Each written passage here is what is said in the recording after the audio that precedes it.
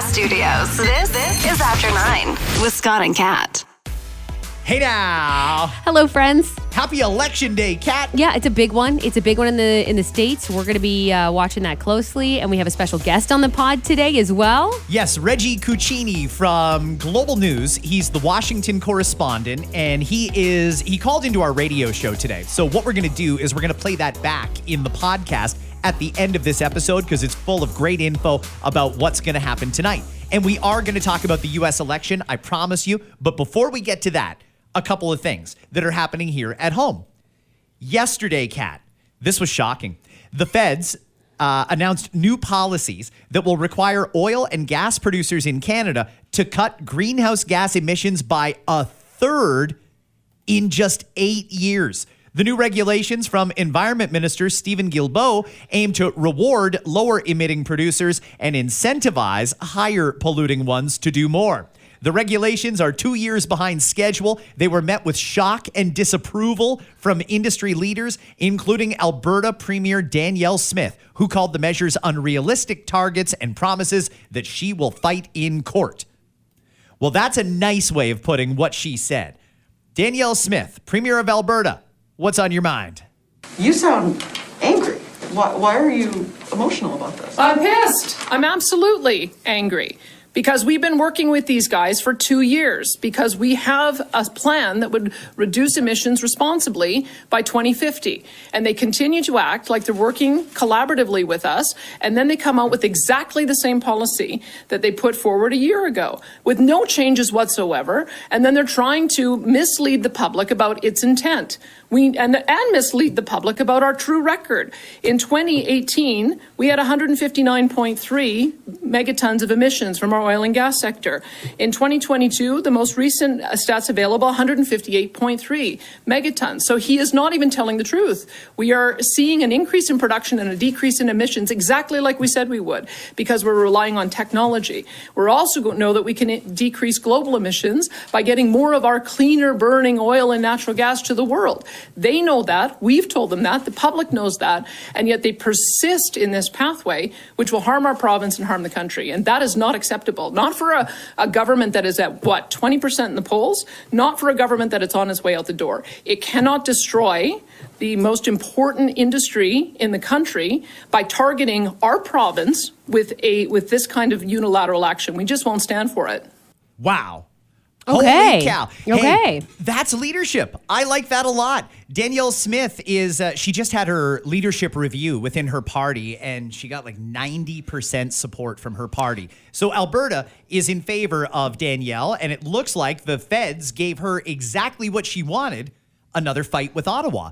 The thing is, I don't think Trudeau realizes that when you fight with Alberta, or you fight with Quebec, or you fight with Ontario, or BC, the way the mood of the country is right now, the provinces are going to win every single time. So this is going to be wildly unpopular in Alberta. And frankly, I can't help but wonder, are they trying to bankrupt us? Because this is going to do nothing but drive up the price of gas and oil and natural gas. I know. And it's going to drive jobs that belong here in Canada to the States where they don't have to deal with all the shit. That's one of our biggest problems too, is people that we really need here, that we'd like to have here. People who wish that they could be here are looking at what's happening here and going, nah, I don't want to stay. And can you blame them? No, I don't blame them at all. It's 8 years to cut it 30%. I don't know if people understand how unrealistic that target is. I mean, that's going to require a massive shift, and a lot of people are going to lose their jobs, and it's going to drive up the prices of everything. I can't think of a good reason for it, except it'll save the environment. Will it, though? I know. And it's so hard to... It's difficult because you want to say, yeah, I think that could help the environment, but how do we truly know? I think people who have been studying this their entire lives even aren't 100% sure that anything that we change now could change the future. Do you know what I mean? Yeah. Sure. We could say that, I don't know, there should be restrictions on things. I think we all believe that and we all agree with that, right? Uh-huh. But to say that you can cut it back by X amount in such a short amount of time, because it really is a short amount of time when you think about how long it's been and how many years we've been using the emissions that we use now. Can that really change anything? Well, we're going to have a debate on the environment soon. I don't know if it's going to be before Christmas, but certainly, probably this spring. I shouldn't say certainly. Probably this spring, I'd imagine, we're going to have an election. All we need right now is for Jagmeet Singh to get his pension and go up a little bit in the polls, and he's going to pull that election card right quick. If he thinks he can get more seats and he's got his pension locked in, that happens in February. This entire election is going to be about the environment, and there's going to be some truth bombs spit out here that I don't know that the average person really understands. We've been told nothing but we're burning our planet in real time. But then, for example, you get what's a good example? Last week when you were away, I had the chair of the Canadian Taxpayer Federation on, and he talked about the carbon tax, and that's going to be a central focal point of whenever we vote. And one of the things that he explained was that Canada, total, makes up less than 2% of the world's global emissions. So with us making up less than 2%, if we cut our oil and gas emissions by 30%, it's a piss in the ocean. It's a piss in the ocean. It's not going to do anything really to solve the problem. That's what I worry about, is because it's a piss in the ocean there, but for a lot of people out there, it's everything, right? It's hurting them, Yeah. I don't know. They're also trying to spin us around with things like the world is shifting to a green economy, and if we don't have a green economy, we won't get any business. Well, I'm looking at America. They're doing just fine, and they don't have a carbon tax. They're not cutting their emissions by 30%. I look at China, I look at Russia, I look at India, I look at all these other big-time polluting nations. They're not doing a thing. And I just don't know, and I truly don't know, I'm conflicted on this, if all of the efforts that we're doing, and most countries would argue that we're going over the top, if we're going over the top and bankrupting our society to try and say, okay, well, we did our part, it doesn't matter unless the rest of the world does theirs. You know what I mean? And I almost am tempted to say no carbon tax, no cuts to emissions. We're going to go gangbusters until the rest of the world jumps on board. And if the Americans start charging a carbon tax, which they might if Kamala Harris is elected, that's definitely on the table. If India and China and Russia start doing it, Brazil, maybe we can bring it back. But until the rest of the world does their part, I don't know why we're making our people broke over this stuff. Yeah. It doesn't make a lot of sense. Yeah. That was just one of the things that we wanted to get off the agenda. Let's do another one here, Kat. Peel police broke up another demonstration near a Toronto area. It was Brampton Hindu temple last night. Police ordered the demonstration in Brampton to disperse after it said weapons were seen within the crowd. Protests at the temple resulted in 3 arrests after violence broke out on the weekend. Now, the Prime Minister of India, Narendra Modi, condemning that violence, and he told Trudeau, well, he told all of us via the media, Canada is expected to ensure justice in this case. What does that mean? I don't know. What is that? What justice? I don't know. See, and I'm far from it. I don't know what's going on. I'll be completely honest with you, but I see it, and I don't like anyone fighting in the streets. I don't like it, but I'm not up to speed on this. They had swords last night. Yeah. It was crazy.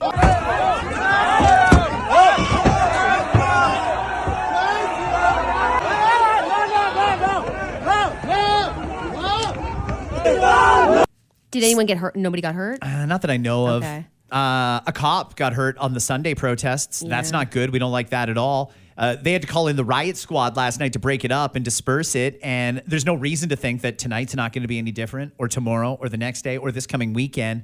And it worries me because what's going on and why? Mm-hmm. Nearest I can tell, there is a faction. It's very similar to Canada. You know how we've got separatists here that would like to make Quebec their own country and separate from Canada? Right. There's also Indian separatists that would like their own 6th state called Khalistan. And right now, Khalistan, as far as I understand the issue, and if I'm wrong, feel free to correct me on any of this because I'm not an expert. But as far as I know, Khalistan doesn't actually exist. They want to create Khalistan within India that it's its own separate state. Now, obviously, if you're a nationalist in India, you don't want this other stuff going on. And it's coming to a head in the worst possible place at places of worship, like temples. And that, I think, is the biggest issue that people have. I don't know where else they're going to fight, where they meet each other, if this has to go down into Tim Hortons parking lot or what, but doing it outside a place of worship, intimidating people that are simply trying to practice their faith is completely wrong and unacceptable. That part I do know. As far as the actual issue is concerned, I don't know. I have no idea. I don't know why we're carrying swords around and swiping them at each other. I don't know why the Peel riot squad had to be called out on a Monday night. Yeah. I don't understand it. All preventable. All preventable. You know, all preventable. And that's the difficult part with shit like this. But I think the other problem I have with it is I don't understand what difference it's going to make. Like the Indian Prime Minister, Narendra Modi there, he obviously heard about the protests on Sunday and he doesn't like it. And he's expecting the government and the laws and the police to all do what they're supposed to do and solve the problem. I don't know if he wakes up in the morning and says, crap, there was a lot of fighting in Brampton, Ontario, Canada last night. Maybe we should reconsider this independent sixth state. Yeah. I don't think it's going to have a difference, so I don't know why it's going on here. You know, I mean, I have no problem with people exercising their right to protest, but maybe the protests need to be within... No, we can't restrict people's right to protest. I'm just, in my head, I'm trying to figure out a way to weed out protests where it's not going to have any impact anywhere. You guys doing that here. Like the countries where this is happening in, they don't care. They're not paying attention. And frankly, you don't influence them at all. And this happens all the time. All the time. You know, in different for different countries, different reasons that happen in Canada, if that's your home country, right? A lot of the time. The Canada Mortgage and Housing Corporation says risks remain in the mortgage market. Canada's housing agency is issuing the warning as more than 1 million contracts are up for renewal next year. 1 million mortgage holders have to renew in 2025. They say in their latest residential mortgage industry report, 85% of those million mortgages were signed when the Bank of Canada rate was at 1% or lower. The higher interest rate upon renewal this year has helped push up the delinquency rate to 0.19% in the second quarter. Yeah, 1 in 5. We touched on this a bit because I was talking when we talked about it last week, the rates, and I just had a meeting with my mortgage broker, and he's really concerned about what's going to happen specifically next year, which is 5 years to when it was the lowest, as you mentioned. There's a lot of people, like you think it's bad now when people tried to get out of their homes in the last year and a half. I think 2025 is going to be even worse. It has to be, Kat. The way I see it is these people that had variable rate mortgages, like I don't even mind telling you, my mortgage is a variable rate mortgage. So I've been paying every single increase. Now my payment is going down incrementally as they slowly lower the interest rate. Some people had a locked in fixed rate mortgage and their payment hasn't really changed. That's a 5, and then most of them, this would be the 5-year people who will be impacted next year. But now when they've got to renew, look out, because they're not used to those elevated payments that the rest of the variable rate people have been making for the last 5 years. But let me ask you a question. And by the way, we're not financial advisors. We're just commentators here.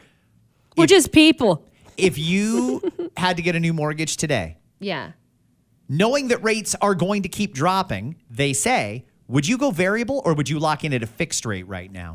Okay, so I've always been a fixed rate girly, but I wouldn't do a long-term fixed rate. Short-term I'd fixed probably rate? do a 3-year.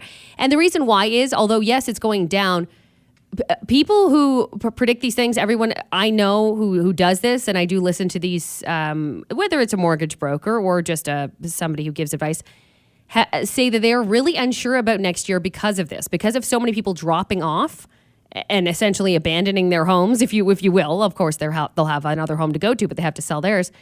The housing market's going to be weird. The interest rates might be impacted with that. It might go, yes, of course, it'll go down slowly, but it might be a lot slower than people think. I always would rather know exactly what I'm going to pay. That's me. So I would probably do a 3-year fixed. So I still think that they owe us. I think that because that son of a bitch, Tiff Macklem. Son of a bitch.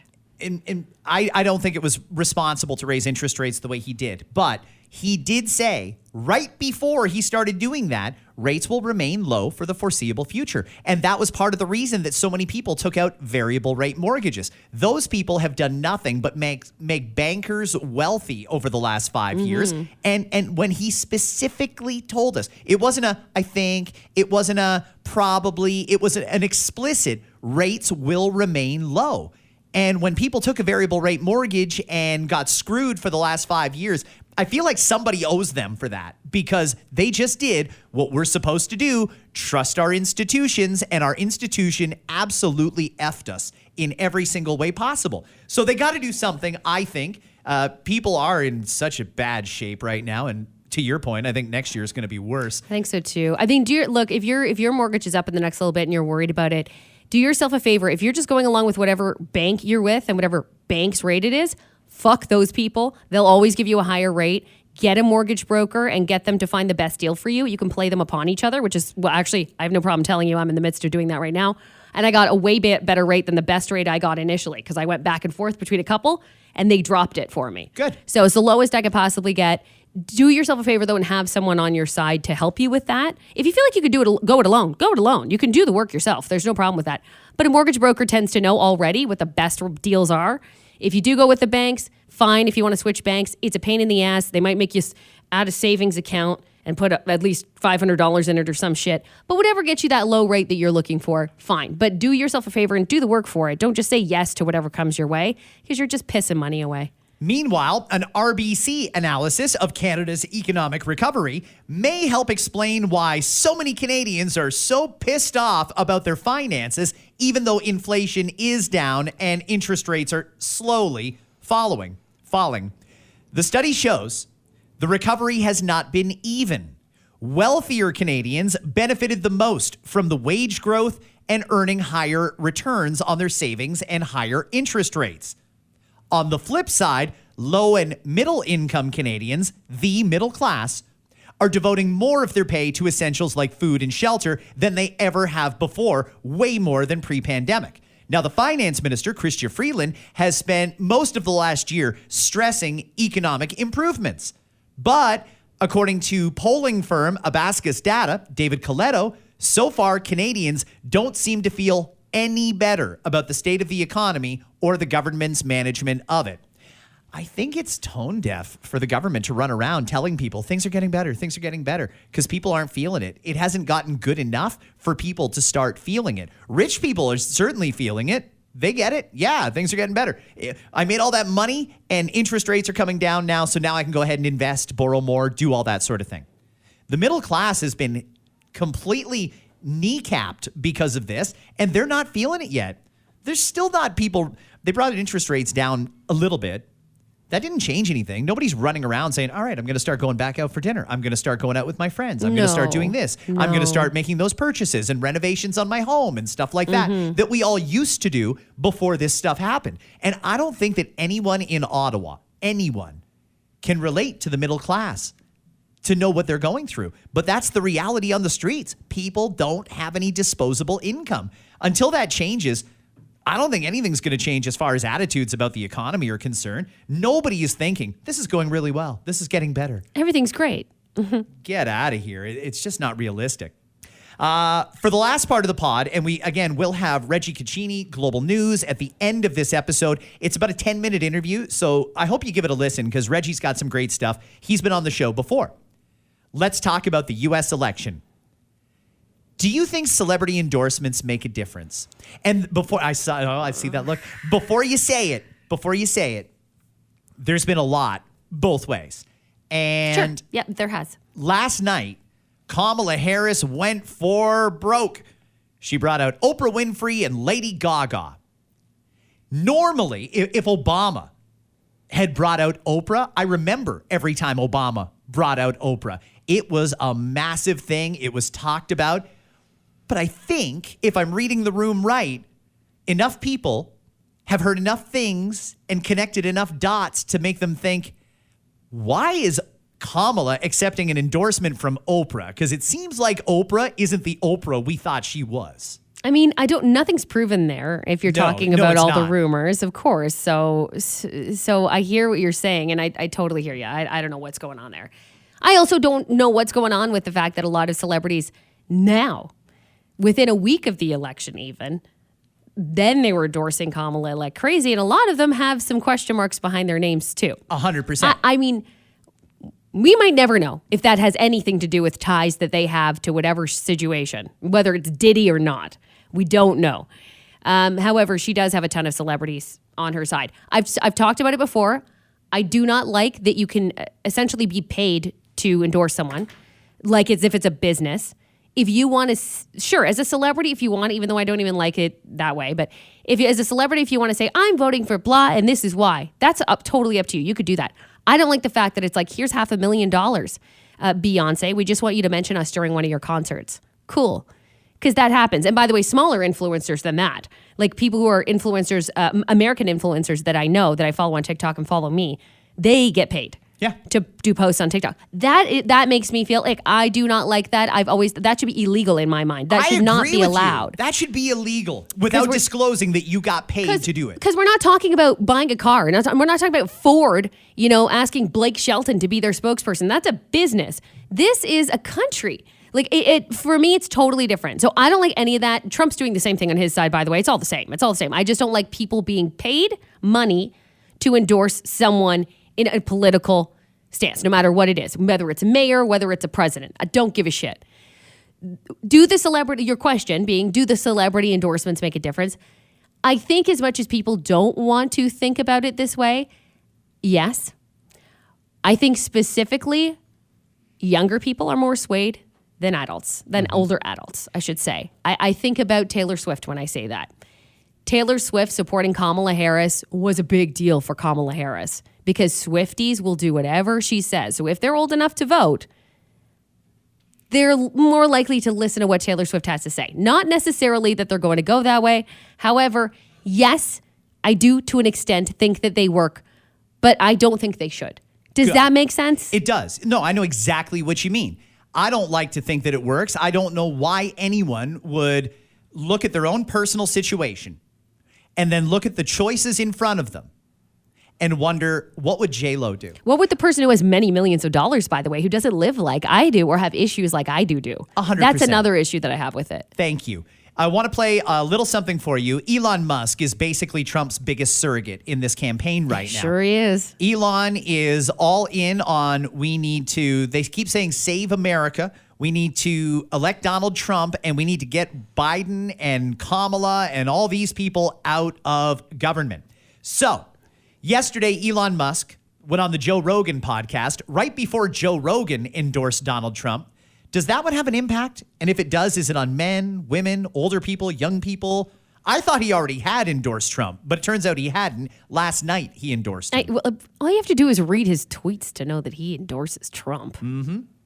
Without saying it boldface, sure. Well, they talked about celebrity endorsements. Listen to this. Office. They're doing all the things that they accuse Trump of doing. Yeah. Openly. Yeah. I mean, the sheer number of hoaxes that the Democratic Party is pushing over and over again. And it's like, look, I understand like politicians are going to, exaggerate. They're going to misspeak, and they'll tell occasional, untruths, whatever. That's how it is in politics. But when you have deliberate, concerted, repeated pushing of hoaxes, you're like, wait a second, like, come on, man, this is too far. And you're supposed to be the good guys. You're supposed to, and you claim to be the good guys? I'm like, exactly. You're supposed to be the progressives. Yes, the Dems are like, oh, we're the good guys. We're the honest people. No, hang on. You can't claim to be the good guys. You can't claim to be the honest people if you're deliberately pushing hoaxes that have been debunked thoroughly. Yeah. Well, we're like even Snopes, which is a liberal thing, says it's bogus. Yeah. Like the Fine People hoax. Obama just said that on stage. Obama just said that. I was like, what the flying fuck? He doesn't give a fuck. They're just That's a flat out goddamn fucking lie. Flat out lie. Flat out fucking lie. How about the other one where Kamala's campaign used what Trump was saying about protecting women and from illegal immigrants? Thank you. You remember that? What he was saying is, if the women like it or not, I'm going to do it. Yeah. When he was saying that, they were trying to say that he was taking away women's right to choose, Yes. whether women like it or not. Like, that's not what he was saying. Absolutely. He was literally talking about protecting them from dangerous people that are sneaking in through the border. Yes, exactly. They'll take like not even a full sentence, like a half a sentence from Trump, Yes. and then they'll push it on every act. Can I tell you that wasn't even the right clip? I apologize. This is the right clip. Listen to this. Probably feels weird walking around that house, probably like, what the fuck happened here? Yeah. I bet there's some memories in that house. You know? Sounds rough, man. Well, I'm sure if you go to Diddy's house, it probably feels Oh real my- weird. You Probably know- feels weird walking around that house, probably like, what the fuck happened here? Yeah. I bet there's some memories in that house. You know? Sounds rough, man. Well, it's just amazing how many people on the Diddy party list that are supporting Kamala. Too. Yeah, seriously. It's like insane. Publicly, openly, like Yeah. all in. Yes. It's- It's like J-Lo like was like his ex-girlfriend. and it's like now deciding she's like warning people against Trump. I'm You see like, the well, wait a Babylon second. Bee? So how many people did she warn against Diddy? Right. Oh, 0. Okay. Right. Well, maybe we shouldn't trust her opinion. Did you see the Babylon Bees? Yeah, that's good. What is there any truth to that? Some celebrities, based on their baggage, you can't trust their endorsement? I don't know if I would take J-Lo seriously when it came to voting advice. I don't know if I would take, well, no, I don't think I would take Oprah's advice when it came to voting anymore. I mean, when she know. endorsed Obama, I thought, great, this is a movement. This is a great coalition. It's good. But right now, it just feels very disingenuous, all of it. It feels like Yeah. you're getting paid to do it. And it feels like, in some cases, you don't even necessarily believe it. Some of the people that are coming out here endorsing Kamala, I swear I've seen them like promoting Trump in the past. And I don't understand why or what changed. I don't know either. I don't know if anyone did previously do that. But I don't know. All you can do is hope. People have minds of their own. But unfortunately, Scott, we don't live in that world. Yeah. That's all I could say about that. Like, we really don't live in that world where someone can take a look at themselves and say, this is the best choice for me. And by the way, I'm not even saying that one side or the other. Like, I really don't give a shit because that's everyone's business, what you want to do, right? Who are listening from the States. So I know we have a decent amount of podcast listeners from the States. Do whatever you want to do. And same with here in Canada when we inevitably eventually have our election. I don't know if we're gonna. No time soon. No, I mean, they're doing everything they can to make sure we do not get a chance to vote in this country. But do your research. Always do what fits you. What fits you is not the same thing that's going to fit a billionaire. Always keep that in mind. 100%. They say early voter turnout, especially in places like Georgia, North Carolina, Georgia and North Carolina in particular, has been massive. They say the polls could be a ghost town today because so many people voted in advance. 82 million ballots have already been cast as of yesterday. That's more than half the total votes cast in 2020. I mean, one thing's for sure. I think that their voter turnout is going to be good. And I think that every country should be in that situation. For them, I think that now listen, I can only say what I've seen online and heard from people who I know they're there. But it seems like this will be a high participation rate for them, which is good. Right. Right before we get to Reggie, who is going to be on in about 60 seconds, what do you think is going to happen? Do you think we're going to have a winner tonight, or is it going to take longer? And who do you think is going to win? Not who do you want to win. Who do you think is going to win this? Okay. The question of will we have a winner tonight? Oh, I feel like I want to just side with whatever you think on this one because I thought no. That's my initial reaction. But it might happen overnight. And by that, I mean by the time you wake up tomorrow. So I'm going to say by like tomorrow morning, I think we're going to know. Okay. I'm going to say that. Okay. I think Kamala Harris is going to win. Really? Okay.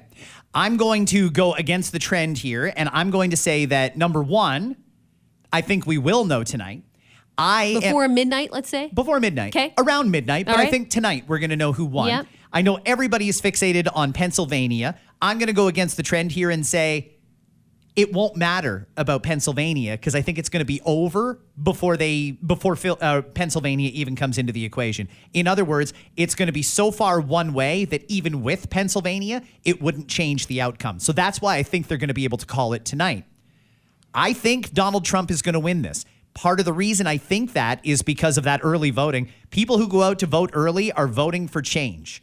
They do not like the status quo. Traditionally, they don't do that. It's also an election where people want their voice to be heard. And if you're passionate that you want your voice to be heard, chances are you're more inclined to be voting for Trump because you're on that change thing. I don't think it's going to be close. I think it's going to be a Trump, not landslide, but I think in the Electoral College in particular, I think he is going to win Pennsylvania, although I think it'll be close. I think he's going to win Michigan. It'll be close. I think he's going to win North Carolina and Wisconsin, the swing states. Nevada, I think, is going to go with Trump, and Arizona as well. And once all those things happen, there's absolutely no path to victory, even with Pennsylvania, for Kamala Harris. So I think that in the Electoral College, it's going to be a blowout. But I do think Kamala Harris will win the popular vote. Right. Okay. And that's why their system is mind-boggling to me. Well, we have the same system. I mean, similar. In the last election, Yeah. Aaron O'Toole won the popular vote over Justin Trudeau. That's right. In the previous election, Andrew Scheer won the popular By the vote way, I forgot over about Trudeau. By the way, I forgot about that guy. O'Toole like, and isn't Scheer? it amazing Yeah. how quickly that just you totally forget? Holy shit. But yeah, I Okay. think Kamala's going to run up the votes in the very left states, the blue states, and she'll probably win the popular vote. But I think overall Trump is going to win, and I don't think it's going to be close. But this might not age very well. It's interesting. I'm thinking Kamala's going to win. You're thinking this is just based on our intuition, and you're guessing Trump's going to win. So we'll see what happens. One of us will be right. We should mention, we'll give you a little internal note. Our brand new podcast studio is up and running tomorrow, we're being told. Good. We're hoping everything functions to plan. So hopefully there will be a podcast tomorrow. This is coming along the way we wanted it, although it's like 4 years late, thanks COVID. They are building us a podcast studio. It's a brand new room, brand new spot. It was always in the cards, but it's finally coming to fruition. We're in our own studio now, but it's not really our... Ergonomically, it's not working for us. Yeah. That's why there's no video of the pod too, and eventually we do plan to do that for you guys. Eventually, this is going to be one step to get us there. Good luck, America. Have fun tonight, Canada, watching America. And please, God, keep this peaceful tonight, everyone. Yeah. We'll see you tomorrow. Bye. Hey, everybody. Welcome to the Scott and Kat Show. We have a special guest because it's a special kind of day. Let's welcome Global News' Washington correspondent, Reggie Cecchini. Reggie, it's election day. How you feeling? Look, it's been, I've been down here for a decade. It's been a long 10 years. It's been a long 4 years. But look, it's been a long 106 days since the candidates switched out. I think this entire country is ready to get over this election. It seems that way. What's the vibe like in Washington right now? Well, I mean, look, this is an incredibly political city. I mean, this is the kind of stuff that this city lives and breathes for, gets excited for it every 4 years. The difference is there is a bit of uncertainty in the air. I mean, in and around the district, around the White House, around the Capitol, neighborhoods furthest away from the Capitol, there's boards going up. There's unscalable fencing that has been erected everywhere.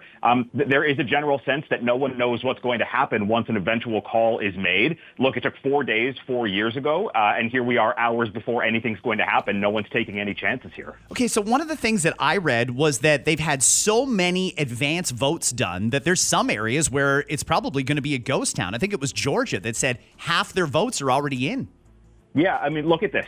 78, maybe 79 million people cast an early ballot. That's a little bit less than what it was in 2020, but obviously that was a different time. People were afraid to go out. They couldn't stand in line. But still, 79 million votes in an early voting. That's huge. It does mean that some states are going to be able to get those results out fast. The state of Georgia, it's consequential. The state of Arizona, it's consequential. The state of North Carolina, it's consequential. Those numbers could come out fast. But really and truly, the state of Pennsylvania, which is kind of where the path to the White House runs through, it could take until Wednesday or Thursday or later to get all of those votes cast, and that's where some of that uncertainty could lie. Reggie, Kat Callahan here, wondering, I mean, you're kind of in the center of it all right now, and we know that anxieties are running high with this election. Do you have any worries or any fear doing what you do, being where you are right now, as to what could happen there in the next 24, 48, up to 72 hours even?